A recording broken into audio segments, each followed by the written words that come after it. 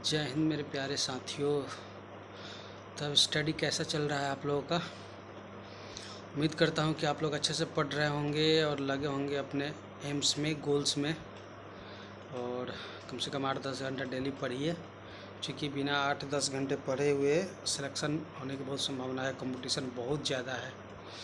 नौकरी लेना आजकल के ज़माने में एक टफ़ काम हो गया है। आप लोग जानते हैं, हमारी बातें जो तैयारी कर रहे होंगे उन सभी लोगों को पता है। तो उस तैयारी में, उस कंपटीशन में इस एक सीट लेना अपने रिजर्व में करना कितना मुश्किल काम होता है। आप लोग तैयारी कर रहे होंगे, रिजल्ट जब नहीं बनता होगा तब आप लोग इस बात को महसूस कर रहे होंगे कि हम लोग कितना पानी में हैं।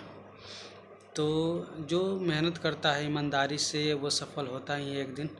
मैं आज अपना बताऊंगा कि मैंने अपना रूटीन फॉलो कैसे किया था, मैंने किस प्रकार पढ़ाई की थी। तो सबसे पहले बेसिक बुक मेरा फर्स्ट टाइम जब पीटी हुआ था 2446 में, उस समय मेरा लूसेंट पे भी कमांड नहीं था। मतलब जो बेसिक किताब है जीके जीएस लूसेंट, उस पर भी उतना कमांड नहीं था, लेकिन फिर भी मैं क्वेश्चन 60-70% मुझे मतलब आता था। और साइंस में थोड़ा मतलब मैथमेटिक्स बैकग्राउंड से था मैं, तो साइंस मेरा और मैथ मेरे लिए इजी था। और जिसके कारण पीटी में 5 मैथ पूछा था उस समय, लगभग 5 क्वेश्चन मैथ का पूछा था। और मैंने 5 क्वेश्चन अच्छे से अटैम्प्ट किया, पाँचों मेरा सही गया था।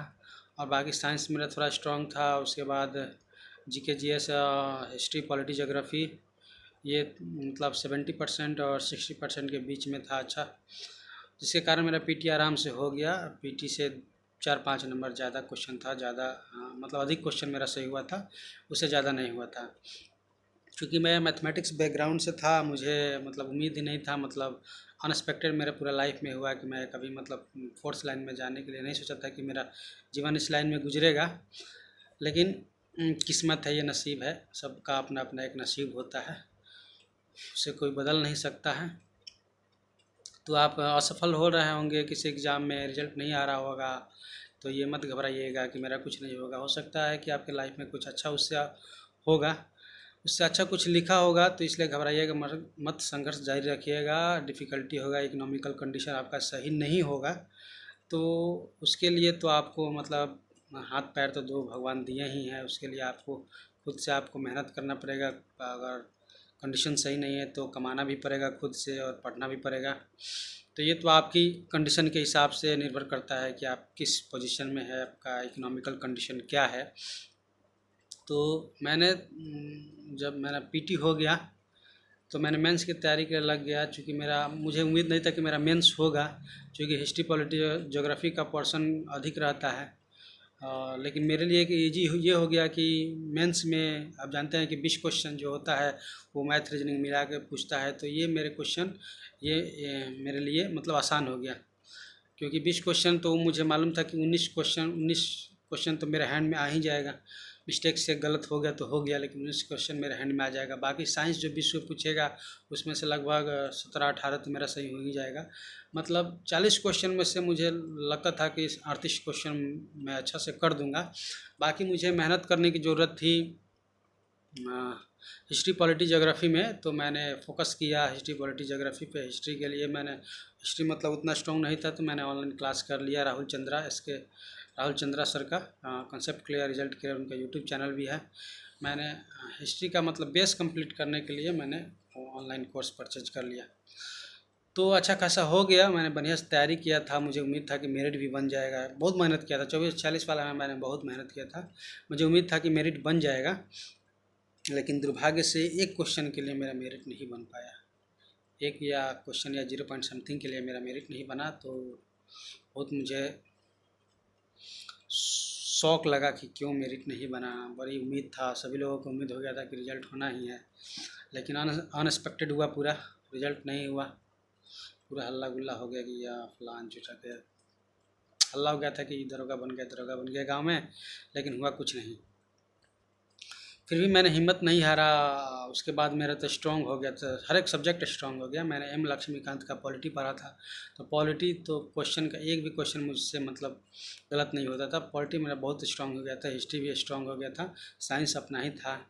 और इकोनॉमिक्स जो क्वेश्चन आता है, इकोनॉमिक्स लूसेंट से ही मैंने पढ़ा है, उसके बाद घटना चक्र, बाकी दूसरा कोई किताब नहीं। तो 2213 में भी मैंने लगा था। 2213 में रिजल्ट होने का कारण ये है कि 2446 में जो मेहनत किया था उसका इसमें फ़ायदा हो गया 2213 वाले में, और फाइनल मेरा सिलेक्शन हो गया। तो पढ़ने का तरीका ये था। अभी तो मैंने बताया कि मैंने कैसे मतलब क्या क्या हुआ मेरे लाइफ में।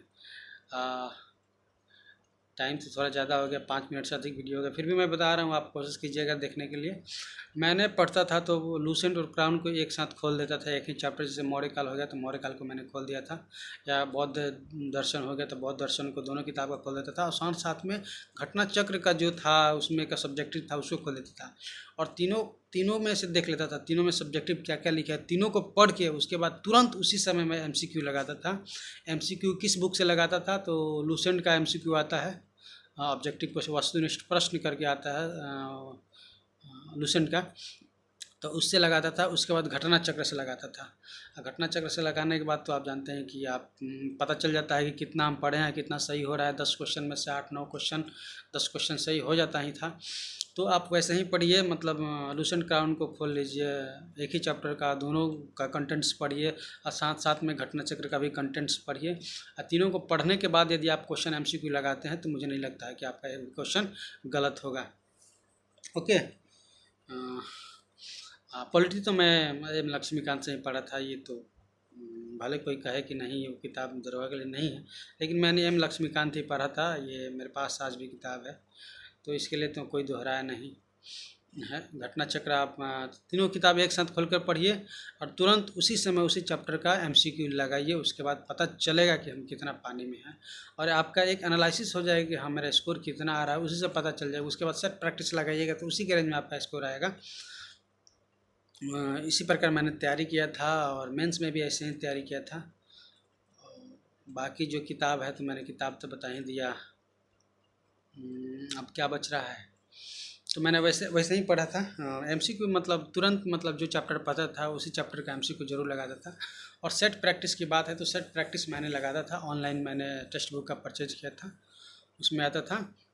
और ऑफलाइन में एक मतलब कोई मतलब ले लेता था, जैसे प्लेटफॉर्म हो गया, एडिटोरिया उस समय भी था, KBC नैनो था। तो इस तीनों में से कोई एक ले सकते हैं आप। कोई ज़रूरी नहीं है कि तीनों ले, कोई एक ले सकते हैं ऑफलाइन में, और उसको 2 दिन 3 दिन पे लगाइए। लेकिन ऑनलाइन वाला मैं डेली लगाता था। तो ऑनलाइन भी ले सकते हैं, ऑफलाइन भी ले सकते हैं। ऑनलाइन लीजिएगा तो अच्छा ही रहेगा, क्योंकि उसमें एनालिसिस बहुत अच्छा सा तरीका से देता है। रैंक भी आपको देता है, कौन सा सेक्शन आपका वीक है वो भी देता है, कौन सा स्ट्रॉन्ग है वो भी देता है। सारा प्रक्रिया मतलब अच्छा से देता है कि आप टॉपर से कितने पीछे हैं, कितने आगे हैं, क्या कीजिएगा तो टॉपर से आगे जाइएगा। सारे डिटेल्स मतलब देता है ऑनलाइन में टेक्स्ट बुक में। तो मैंने टेक्स्ट बुक बहुत लगाया था, और ऑफलाइन भी लगाया था, लेकिन ऑफलाइन कम लगाता था, 2-3 दिन 4 दिन पे लगाता था। तो अभी ले सकते हैं, ऑनलाइन ऑफलाइन दोनों अवेलेबल हो जाता है उस समय। तो चलिए, तो ठीक है। और जो भी बाकी जो आपको क्वेरी होगा वो पूछिएगा कमेंट्स में, मैं आपको जवाब देने की कोशिश करूँगा। ठीक है, धन्यवाद, जय हिंद। और हाँ, एक बात और है कि आप रूटीन से पढ़िए, मतलब पर डे आप रूटीन मतलब फॉलो कीजिएगा। और साइंस के लिए, हिस्ट्री के लिए, पॉलिटी के लिए, ज्योग्राफी के लिए, इस सब के लिए मतलब बांट लीजिएगा। मतलब चार सब्जेक्ट डेली टच जरूर होना चाहिए। किसी प्रकार से रूटीन बनाइए, 2 घंटा 2.5 घंटा का, लेकिन मिनिमम 4 टॉपिक्स मतलब 4 सब्जेक्ट आपको टच होना चाहिए। और तुरंत उस चैप्टर का MCQ लगाना पड़ेगा आपको, तभी होगा, वरना नहीं होगा। ठीक है, तो रूटीन बनाकर पढ़िए।